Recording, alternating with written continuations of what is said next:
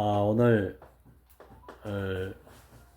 어머니가 유독하시다는 이렇게 전화를 받고 부고장을 만들기 위해서 뭐 여러 가지 명단을 좀 보내달라고 그래서 그걸 이렇게 보내주고 나니까 마음이 96세 되셨지만 마음이 그렇게 편치 않았습니다. 그러다가 어머니는 그래도 되는 분인 줄 알았다 라는 시를 쓴 게 있습니다. 이 글을 제가 한번 낭독하고 말씀을 나누도록 하겠습니다. 물론 어머니라는 이름은 누구나 언제라도 우리 가슴을 좀 먹먹하게 저려오는 이름이죠. 어머니는 아픈 몸을 이끌고 밖에 나가서 일을 하는 것이 당연한 줄 알았다. 피를 토하는 기침을 하면서도 생솔가지에 불 붙여 밥을 짓고 시린 겨울 고무장갑도 없이 얼음물에서 빨래하는 모습을 보면서도 어머니는 당연히 그래도 되는 분인 줄 알았다. 자신이 조금 힘들면 가족이 좀 더 편할 수 있다는 마음으로 그 고통을 참아내셨다는 것을 어머니는 그래도 되는 줄 알았다. 하루 종일 밭에서 죽어라 힘들게 일해도 어머니는 그래도 되는 분인 줄 알았다. 찬밥 한 덩어리도 대충 부뚜막에 앉아서 점심을 때우고 잡수시는 그 모습을 보면서도 어머니는 당연히 그래도 되는 줄 알았다. 배부르다 하시고 생각 없다 하시고 식구를 다 먹이고 당신은 굶어도 어머니는 당연히 그래도 되는 줄 알았다. 발 뒤꿈치 다 해져 드러난 발이 보여도 어머니는 그래도 되는 줄 알았다. 손톱이 깎을 수 없도록 닳고 문드러져도 어머니는 그래도 되는 줄 알았다. 아버지가 화내고 자식들이 속 썩여도 그때마다 돌아가신 외할머니가 보고 싶다고 하시는 어머니는 당연히 그래도 되는 줄 알았다. 한밤중에 자다 깨어 방구석에서 한없이 소리저겨 우시던 어머니는 그래도 되는 줄 알았는데 지금에 와서야 그래서는 안 되는 분인 줄로 알게 되었다. 오늘은 근원으로 돌아감의 마지막에서 세 번째 시간인 하나님과 사람에 대한 말씀을 나누려고 합니다. 여러분들이 이 하나님과 사람이라고 하는 이 주제를 목사님이 성경에서 하신 말씀이나 또 일반적으로 우리에게 생명의 말씀을 하실 때도 가장 중요하게 확실하게 알기를 갈망해서 말씀하신 것 중에 가장 중요한 주제이기도 합니다. 결국 성경 전체는 하나님과 사람의 관계를 잘 묘사해 놓은 책이 바로 성경책 아니겠습니까? 저는 특히 이 구속복음 안에서 와서 보니까 하나님과 사람이라고 하는 말은 확실하게 구별되어 있지만 확실하게 구별되어 있기 때문에 너무 성격도 다르고 성질도 다르고 모든 면에서 같은 것이 없고 다 다른데 확실히 다르기 때문에 서로가 없으면 안 되는 절대적 필요를 가지고 있는 관계가 하나님과 사람의 관계라구나. 이 마음이 깊이 알아졌습니다.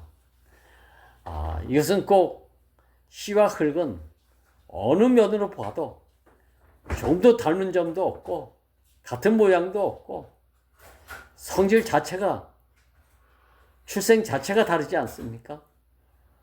너무 다르기 때문에 씨와 흙은 반드시 만나서 밭이 되지 않으면 안 되는 불가분의 관계를 가질 수밖에 없는 관계가 씨와 흙의 관계이듯이 하나님과 사람의 관계도 이러함을 보게 되지요. 이것을 두고 우리는 예수님이 이 땅에 와서 사실 때 많은 기적과 표적을 가지고 사셨지만 이 표적을 가지고 사신 이것 때문에 우리는 예수님에 대해서 하나님과 사람의 양면성을 두고 뭐라고 이야기하냐면 예수는 신이다. 이런 사람도 있고 또 한편으로는 아니다. 예수는 사람이었다. 이렇게 말하는 이 논쟁의 문제가 지금도 끝나지 않고 앞으로도 아마 이게 끝나지 않을 거랍니다. 이게 종교의 문제죠. 이게 종교의 문제. 이런 때에 우리가 구속복음 안에서 하나님과 사람은 확실히 다르다. 이걸 우리가 구별해서 살 필요가 있다는 것을 아주 좀 확실히 알아야 되겠다. 그래서 우리가 묻는 자들에게 진짜 온유한 마음으로 이 대답을 확실하게 구별됨 속에서 대답해 줄 수 있는 준비된 삶을 우리가 살아야 되지 않겠는가? 이런 마음이 들어갑니다. 씨앗과 흙이 어찌 흙반 씨반 이런 게 있을 수 있습니까? 사람 반 하나님 반 이런 것은 괴물이죠. 괴물. 언제가 목사님도 말씀하셨지만 사람과 하나님이 반반 섞인 신인 일체라고 하는 어떤 괴이한 논쟁 속에서 문제가 문제로 남아 있어 가지고 미궁 속에 빠져 사는 사람들의 신앙생활 이게 희미했기 때문에 이게 분명치 않았기 때문에 그렇다는 거 아니겠어요? 오늘 이 말씀을 통해서 예수를 통해서 또 우리 자신을 통해서 예수는 사람이고 사람답게 살 수 있도록 창조하신 하나님은 하나님 신이다. 이게 확실히 구별되어 가지고 살아야 되지 않겠는가. 그래야 우리가 좀 놀라움이 있고 훌륭함이 있고 탁월함이 있고 우수함이 있어도 본질은 너나 나나 하나님이 절대적으로 필요로 할 수밖에 없는 피조물이다. 이거 하는 것이 중요하고 이렇게 아는 사람을 통해서 확실하게 우리에게 전시해 준 형상의 사람 피조물을 어디서 보게 하셨는가? 목사님은 예수 안에서 신처럼 쓰여졌어도 놀라운 일을 많이 하셨어도 십자가에 못 박히시니까 내려오지 못하고 죽은 사람 예수 안에서 모든 사람은 다 이 운명적 위치에서 한 사람이다. 이것을 전시해 놓고 돌아가시지 않았습니까? 이게 지금 우리 안에 깊이 새겨져 가지고 우리가 이제 우리도 이렇게 저렇게 아름답게 흉식하게 이런 모양 저런 모양으로 살았다 할지라도 피조물은 행위로는 선하게 행위로는 어떠한 것도 하나님에 의해 이룰 수가 없다. 이게 형상의 피조물 사람이다. 근데 이 사람이 하나님과 너무 다르기 때문에 창조자와 피조물은 너무 다르기 때문에 서로 절대적 필요를 가지고 살 수밖에 없는 가난함이 존재적 가난함이 이치의 가난함이 여기에 또 주어졌다는 것에 여기서 우리는 하나 될 수밖에 없는 갈망을 갖게 된다. 이 얼마나 놀라운 비밀입니까? 저는 오늘 이 하나님과 사람이 확실하게 구별되면 난 너에게 있을 것이 없는 사람이고 너는 나에게 있는 것이 없는 사람이고 이렇게만 안다면 부족해서 없어서, 낮아서, 바닥이어서 필요 없는 것이 아니라 바로 그렇기 때문에 나는 너를 필요하고 너는 나를 필요로 할 수밖에 없는, 여기서 하나가 된다. 여기서 연합이 된다. 이거 얼마나 놀라운 비밀입니까? 하나님이 바로 형상이 없어서 당신이 쓸 수 있는 절대적 필요의 피조물, 만물의 짓기로 지어진 그 사람을 필요로 했다. 야, 피조물에게는 이것이 복음이고, 생명이신 하나님은 이 형상에 사람이 없는 것, 표현체가 없는 흙이 아닌 그 흙인 사람, 이 사람을 필요로 할 수밖에 없는 절대적 가난함이 없으면 안 되는 그 가난한 하나님임을 우리가 비로소 지금 간증하고, 그 간증하는 마음이 우리 존재로 알아져서 이렇게 살아내고 있지 않습니까? 존재는 피조물은 누구나 다 하나다. 이 하나인 피조물의 사람은, 이 형상의 사람은 하나님 필요에 의해서 지어진 피조물 이치에서만 하나는 사실을 깊이 알게 되면, 우리가 겸손해지려고 할 필요도 없습니다. 미덕을 쌓으려고 할 필요도 없습니다. 절로 그냥 겸손해진다니까요. 왜? 자고해질 이유가 없으니까. 그래서 목사님은 하나님과 사람의 관계를 우리가 더 확실하게, 더 분명하게 알고 사는 것이 좋지 않겠는가 라고 하시면서 이 말씀 하셨는데, 출애굽기 3장에서는 모세가 하나님에 대하여 당신의 이름이 무엇입니까? 당신은 누구입니까? 이렇게 물은 내용이 나오잖아요. 그때 하나님이 대답하기를 나는 누구다. 확실하게 대답을 하지 못했대요. 왜? 미완성의 하나님이기 때문에. 미완성의 하나님이라는 얘기는 꼭 한 가지가 부족한 하나님이라는 얘기잖아요. I am이라는 얘기는 주어는 있는데 목적어가 없어. I am tree 하면 나는 나무다. I am life 이래 나는 생명이다. 뭐 이렇게 할 거 아닙니까 이게. 근데 목적어가 없어. 그러니까 하나님은 불완전 문장처럼 불완전한 분이죠. 이것이 뭐죠?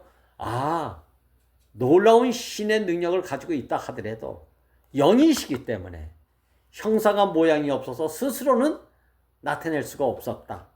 스스로 나타낸 것은 형상 없이 나타나니까 번개로 말하고 천둥으로 말하고 뭐 놀라운 표적 기현 자연 현상을 통해서 말씀을 하려고 하니까 사람들이 알아듣지 못하고 오히려 두려워서 숨었다고 하지 않습니까? 두렵나이다. 항상 이런 관계. 그러니까 하나님과 사람이 만날 수가 없었다. 그런데 이 하나님이 어떤 하나님인가? 형상과 모양의 사람이 없으면 안 되는 가난한 하나님이라구나. 부족한 하나님이라구나. 그래서 하나님 스스로 나는 I am이다. 이랬어요. 나는 뭐뭐이다. 나는 사람이 있어야 나는 사람의 하나님이다. 소나무가 있으면 나는 소나무의 하나님이다. 이 하나님이 비로소 소나무도 아니고 짐승도 아니고 새도 아니고 물고기도 아닌 당신이 꼭 필요한 만물의 찢기로 형상의 사람을 빚으시고 생기를 불어넣었다는 말은 당신 자신의 생명이 사람에게 딱 심겨졌다는 얘기예요. 하나의 씨가 땅에 심겨졌다는 것과. 그러니까 이 형상의 사람, 모양의 사람이 없으면 하나님은 존재하긴 하지만, I am이긴 하지만 구체적으로 나는 뭐뭐다 라고 완성된 여호와 이레, 여호와 하나님, 엘샤다이의 하나님, 이런 하나님이 온전하게 될 수가 없다는 것을 우리에게 보여주기 전에 이 경험을 가장 많이 한 백성이 바로 유대인이라는 거예요. 유대인들은 지식으로 이걸 안 것이 아니라 이렇게 생활 속에서 경험을 통해서 알게 된, 관계 속에서 알게 된 하나님을 알아갔다는 거 아닙니까? 그래서 이들이 경험한 것은 하나님은 말씀 하나님, 특히 사도 요한은 태초에 하나님이 계시니라 이렇게 말 안 했잖아요. 하나님이 계시다고 말 안 했어요. 태초에 말씀이 계시니라. 여기에 말씀이 계시니라 했을 때에 이 말씀은 이미 하나님과 함께 계셨대요. 그렇게 함께 계셨다고 하니까 이 공간 안에 함께 있는 걸로 또 알아들었단 말이죠. 말씀이 곧 하나님이다. 이렇게, 그러니까 말씀이 하나님이고 하나님이 곧 말씀이다. 이렇게 사도 요한은 아주 다른 사람에게 없는 표현을 하고 있습니다. 이야, 저는 이 사람을 통해서 구체적으로 나는 말씀 하나님이 나에게 생명이고 나에게 양식이 되어주신 이열레 목사님에 대해서 어찌했든지 이건 난 부인할 수가 없습니다.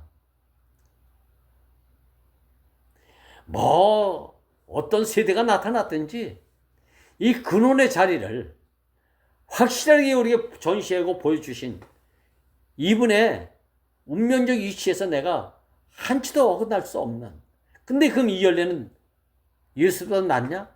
그건 아니죠. 이걸 우리가 예수 안에서 이열레의 삶은 더 쉽게 우리를 통해서 확실하게 보고 듣고 만질 수 있는 한 인격 체에서 온전한 운명을 살아내신 분이다. 이게 이열레 목사님을 통해서 예수를 알게 됐고, 예수를 통해서 하나님이 이런 사람을 필요로 했구나, 이걸 알게 됐다는 거 아닙니까? 우리가 이 말을 통해서, 이 말씀을 통해서 확실하게 우리가 모든 사람에게 의문을 가지고 질문할 때 이 대답을 확실하게 해줘야 되지 않겠습니까? 이제 이열레 목사님도 돌아가셨잖아요. 보여줄 수 없잖아요. 데리고 가서 소개할 수도 없어. 이제는 누가 그 말씀으로 유체가 된, 예수는 말씀이 유체가 되셔가지고 이 유체된 사람을 목사님을 통해서 말씀을 하셨는데, 이 말씀을 먹으니까 또 이열레라는 사람도 성육신 됐다. 말씀 먹으면 유체가 됐다. 나 이제 보니까 말씀이 유체가 됐다는 말이 이렇게 쉬운 줄 몰랐어요. 이 생명의 말씀을 먹으면 사람이 된다 이 말입니다. 사람이 된다 이 말이에요. 우리가 이열레 목사님의 말씀을 먹었는데 사람 되긴 우리들이 사람이 되지 않았습니까? 육체의 사람이 됐다는 거 아닙니까? 근데 지금 와서 경험된 것이 이 구속복음 안에서 와보니까 내 안에서 이 말씀을 먹은 모든 것이 심랑규라는 사람을 통해서 지금 또 말씀이 전해지지 않잖아요. 이 말씀을 먹는 자마다 누구든지 살아나리니 내 살과 피를 먹고 마시라, 이렇게 말할 수밖에 없는 말씀을 지금 선포하고 있지 않습니까? 지금 이 시간에는 현실적으로 나는 말씀의 양식을 나 자신으로 진설하고 있는데, 여러분들이 이 말씀을 귀로, 눈으로 지금 먹고 마시고 계시잖아요. 이거 먹고 마시는 사람이 또 말씀이 유체가 된 그 간증을 어느 누구를 만나면 또 하게 된다 이 말이죠. 이게 참 놀라운 비밀 아닙니까? 그렇다고 해서 그럼 네가 예수냐? 네가 이열레냐? 네가 하나님이냐? 거슬러 가면 이렇게 또 질문을 받을 거 아닙니까? 이때에 아니야. 사람은 영원히 사람이야. 흙에서 밀이 나왔다고 해서 흙은 밀이 아니야. 밀을 내 안에 뿌려졌기 때문에 밀을 나는 표현할 뿐이야. 이게 흙이 밭이 된 운명의 삶이라는 것을 우리가 지금 알고 있고 이걸 지금 살아내고 있지 않습니까? 이 말씀이 내게 심겨졌는데 어느 날 나는 성육신의 이름을 갖게 됐고, 이 성신을 통해서 이 말씀을 또 생산해내고 있고 표현해내고 있는데, 그렇다고 심남주가 그럼 네가 씨냐? 네가 생명이냐? 또 그것도 아니잖아요. 사실인데 그것도 아니야. 자, 이것이 우리가 구별이 되어야 이런 비유 저런 비유를 통해서 그 사람을 살지 않겠는가? 어디에서 십자가에 못 박혀 내려오지 못하고 죽은 사람 피조물 참 예수 안에서, 이 인크라이스트 안에서 이것을 우리가 지금 밝게 드러내면서 살아야 되죠. 저는 이 말씀을 어머니의 소식을 들으면서 말씀 준비하는데 이 어머니가 좀 미안하지만 생각이 안 나. 그러니까 우리 지혜가 아빠 내일 같이 가자고. 교회 모임이야. 살아있는 동안 또 모이면 되지. 엄마 할머니 돌아가시면 영원히 못 보잖아. 이렇게 말을 하니까 그냥 손녀딸이 장남보다 더 낫더라고. 이런 얘기할 때는요. 그래서 내일 가려고 하는 겁니다.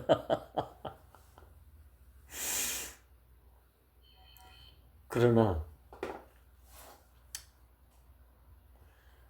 이 복음에 대한 이것은 시간만 주어지면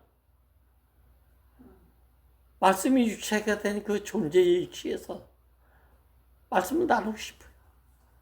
사실 오늘 저녁 밤이라도 올라가려고 싶은데 아니야.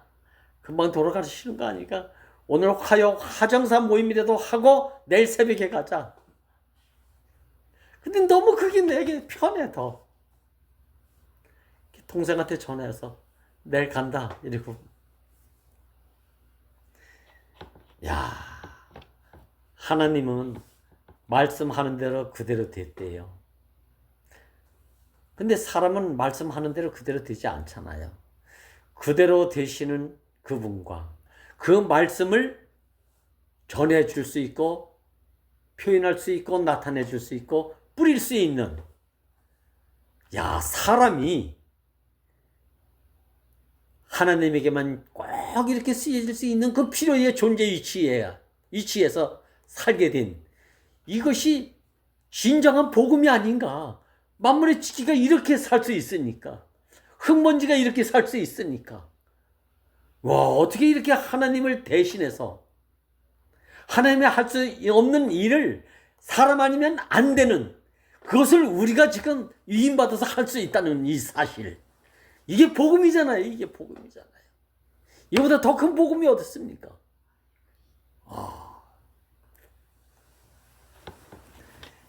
그래서 저는 씨는 씨대로 있어서 임마누엘이 안 돼요. 아무리 생명의 온전한 덩어리일지라도 씨는 생명의 덩어리잖아요. 아주 온전한 덩어리잖아요.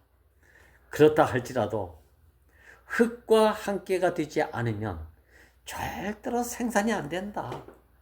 하나님이 그래서 나라를 원하셨던 거예요. 왜? 나라라는 얘기는 백성들이 있어야 나라라는 얘기인데, 이 백성들은 개인이 아니라 단체적이잖아요. 이 단체적인 백성들을 통해서 하나님이 나타나지 못할 것이 없도록 다양한 지체들, 다양한 백성들이 있어야만 된다는 이 가난의 갈망이 하나님이 원하셨던 목적의 갈망, 그게 나라 아닙니까? 하나님 나라를 갖기를 원하셨던 거예요. 나라를. 근데 이 나라가 지금 다 개인적으로는 어떻습니까? 머리도 하나요? 몸도 하나요? 지체는 여럿이다. 지체가 많은 이 몸이 나라의 나라. 개인적으로는 예수 안에서 작은 예수들이 꽉 하늘의 별처럼 바다의 모래처럼 쫙 있으면 이게 단체적 나라를 이루는 거 아닙니까? 이걸 한편으로는 생육 번성 충만에 일어났다. 충만이 뭐죠? 작은 예수들, 이 이해는 들어올 빈틈이 없도록 작은 예수들로 꽉 차 있는 것. 하나님의 생명의 아들들이 아니면 들어올 수 없을 정도로 다른 것이 끼일 수 없도록 틈탈 수 없도록 꽉 차 있는 것. 이걸 충만히 나가는 거예요. 머리끝부터 발끝까지 이 생명의 아들, 후사인 아들 이외에는 여기 들어올 수 없는 것. 이게 충만 자체 아닙니까 이게. 그런데 또 한편으로는 열려 있대요. 참 하나님 나라 참 비밀합니다. 저는 여러분들이 세상을 한번 잘 보세요. 너무 그냥 구별이 되지 않습니까? 세상에 들어갈 때가 많은 것 같아. 근데 들어가면 들어갈수록 어떻게 됩니까? 점점 소외감을 느껴. 뭔지 모르게 왕따가 돼가는 것 같아.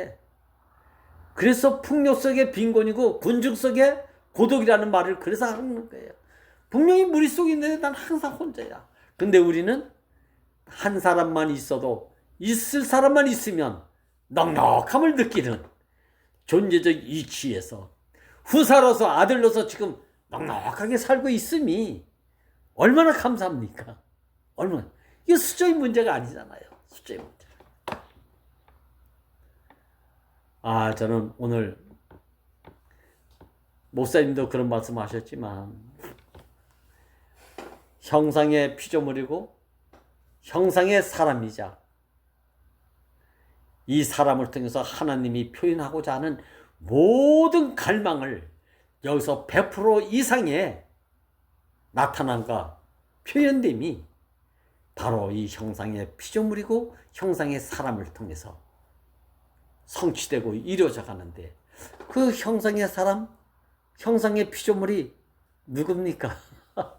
먼 데 있었습니까? 저 강 건너에 있었습니까? 여기 있는 형제 자매들 자신이고 나 존재고 이 사람 이외에 다른 이름은 그럴 피조물이 없다. 그래서 목사님은 사람은 하나님의 영원한 목적과 계획과 필요 안에서 유일하게 지어진 피조물이다. 야, 이게 독생자의 영광이라는 거 아닙니까? 지난주에 제가 말씀드린 독생자의 영광. 독생자, 그 사람 안에서 그것만 나타나는 그 용도에 있는 사람이 바로 독생자의 영광이라는 거 아닙니까? 이게.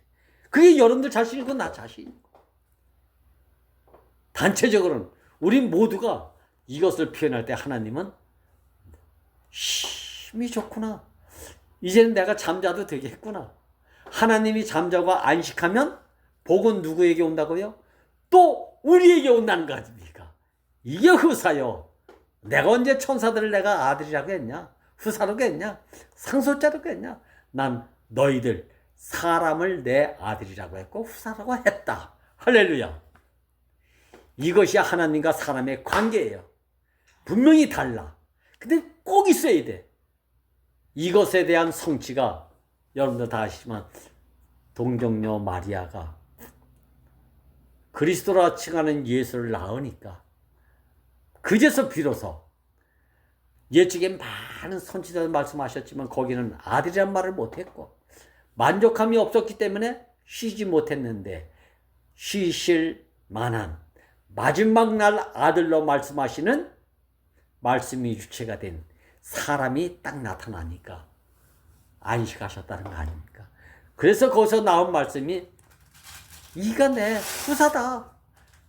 이가 내 상속자다. 너희는 그래서 아들 이의 말만 들으라. 우리가 그런 이치에 회복돼가지고 지금 살고 있는 거 아닙니까? 아이고 정말 감사합니다. 정말 감사해. 오늘 하나님과 사람의 관계가 확실히 구별됐는데 임마누엘 하나님이 이 사람과 함께 했대.